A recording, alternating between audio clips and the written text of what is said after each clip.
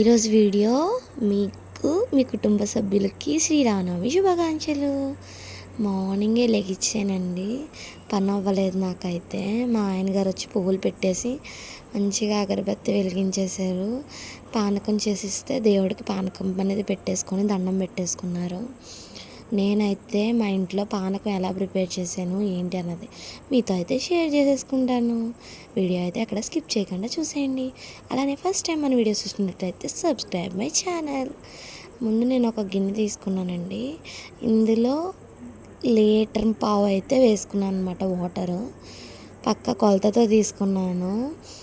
1.5 litre water వేసుకున్న తర్వాత బెల్లాన్ని ఇలాగా తురుముకొని పెట్టుకున్నాను అనమాట. ఆ తురిమిన బెల్లాన్ని ఆ వాటర్లో వేసేసాను. ఈ బెల్లం క్వాంటిటీ వచ్చేసి 1/2 కేజీ అండి. 1/2 కేజీ బూరిపొడి బెల్లం అనమాట, ముక్కల బెల్లం ఉంటుంది అది. ఆ బెల్లాన్ని మంచిగా కోరేసి పెట్టుకున్నాను పక్కన. దాంట్లో నీటిలో వేసేసి ఆ నీటిని బాగా మిక్స్ చేసేసుకున్నాను. మనకి స్వీట్ ఎక్కువ కావాలనుకో 1 లీటర్ వాటర్కి 1/2 కేజీ అది సరిపోద్ది. మేము కొంచెం స్వీట్ తక్కువ తిందాం అనేసి తాగాలనిపించి 1.5 లీటర్ వేసాను వాటరు. తర్వాత యాలక్కాయలు, మిరియాలు దంచి పెట్టుకున్నానండి. ఒక 2 స్పూన్స్ వేసేసాను అనమాట. కొంచెం తీయగా కొంచెం ఘాటుగా ఉంటే బాగుంటుంది కదా ఫ్లేవరు, అందుకే 2 స్పూన్స్ యాడ్ చేశాను. తర్వాత కొంచెం తులసిని ఇలా నలుపుకొని అలా వేసేసాను అనమాట. నలిపితే అందులో ఉన్న టేస్ట్, తులసాకుల్లో టేస్ట్ వాటర్లో మిక్స్ అవుతుంది అనేసి లాస్ట్లో వచ్చేసి చిన్ని పచ్చకర్పూరం తీసుకొని జస్ట్ ఇలా స్క్వీజ్ చేశానండి. చూసారు కదా వీడియోలో. జస్ట్ అంత వేసుకొని కలుపుకున్నాను. మన దేవుడి దగ్గర పెట్టుకుని ఏ ప్రసాదాల్లో ఉన్నా పచ్చకర్పూరం వేస్తారు కదండి. పచ్చకర్పూరం వేసుకుంటే ఆ టేస్టే వేరేగా ఉంటుంది. అందు గురించే ట్రై చేశాను ఫస్ట్ టైం పచ్చకర్పూరం వేసుకొని. టేస్ట్ అయితే చాలా బాగా వచ్చిందండి. 1 లీటర్ వాటర్ అయితే బాగా స్వీట్గా ఉంటుంది. 1.5 లీటర్ వాటర్ వేసిన వలన లైట్ స్వీట్ ఉంది. అలాగే మార్నింగ్ అయిపోయిన తర్వాత ఇక్కడ మాకు కళ్యాణం జరుగుతుందండి, రాముల వారి కళ్యాణం మా ఊర్లో. సరదాగా అలా వెళ్ళామన్నమాట. సరదాగా వెళ్ళి కూర్చున్నాము. లాస్ట్లో వచ్చేసి తలంబ్రాలు వేసేటప్పుడు దగ్గరికల్లా ఉన్నాం అనమాట. సరదాగా అలా ఒక వీడియో క్లిప్ అయితే తీసాను, మీతో షేర్ చేసుకుందామని. చూశారు కదండి ఎంత జనం ఉన్నారో. పంతులు గారు తలంబ్రాలు వేస్తున్నారనమాట. జీలకర్ర బెల్లం పెట్టినప్పుడు, సూత్రాలు వేసినప్పుడు మేము చాలా దూరంగా ఉన్నాం.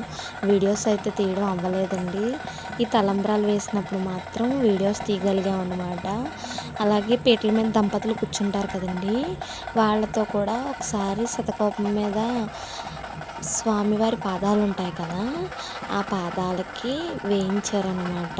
దేవుడికి చూపించి తలంబ్రాలని ఆ పాదాల మీద వేయించారండి. పంతులు గారు అయితే దేవుడి తల మీద అయితే వేశారు తలంబ్రాలు. వీరు వచ్చేసి ఇలా శతకోపం మీదనైతే వేశారనమాట. తర్వాత పువ్వుల రేకలు, మల్లెపూలు అలాంటివి వేసి మంచిగా చేశారు. పూజ అయితే చాలా బాగా జరిగింది. నేనైతే ఇది మా అత్తయ్య వాళ్ళ ఇంటి దగ్గర ఫస్ట్ టైం చూడడం అండి కళ్యాణం. అమ్మ వాళ్ళ ఇంటి దగ్గర ఎప్పుడు వెళ్ళి చూసి వచ్చేదాన్ని, కానీ ఇక్కడ ఎప్పుడు వెళ్దాం అనుకుంటే అవ్వేది కాదనమాట. ఈసారి మాత్రం చాలా బాగా ఎంజాయ్ చేశాను. ఇంతకీ మీరు ఎలా సెలబ్రేట్ చేసుకున్నారు కామెంట్ చేయండి. ఈ వీడియో చూడండి ఫ్రెండ్స్, సీతాదేవి శ్రీరాముడు అని కొబ్బరి బొండాల మీద మంచిగా రాసింది కదా. ఈ వీడియో వచ్చి మా మధ్యగారు మాకు పోస్ట్ చేశారనమాట. బాగుందని నేను మీతో షేర్ చేసుకుంటున్నాను. అలాగే కళ్యాణం అయిపోయాక రాముల వారిని ఇలా రథం మీద ఊరేగిస్తారండి. మొత్తం ఊరంతా తిప్పుతారనమాట కళ్యాణరాముల్ని. ఇలా తిప్పిన నేపథ్యంలో మామూలు ఇంటి చుట్టుపక్కల వాళ్ళు గట్ట నివాళులు గట్ట ఇచ్చి స్వామివారి తీర్థ ప్రసాదాలు అయితే స్వీకరిస్తారనమాట. దాని గురించి సరదాగా ఈ వీడియో కూడా మీతో అయితే షేర్ చేసుకున్నాను. ఇంతకీ మీరు శ్రీరామనవమి ఎలా జరుపుకున్నారో కామెంట్ చేయండి. మేమైతే చాలా బాగా జరుపుకున్నాం. ఓకే ఫ్రెండ్స్, వీడియో అయితే ఇది. వీడియో నచ్చితే ఒక లైక్ ఇవ్వండి. మరిన్ని ఇలాంటి వీడియోస్ కోసం సబ్స్క్రైబ్ చేసుకొని కొంచెం సపోర్ట్ చేయండి అబ్బా.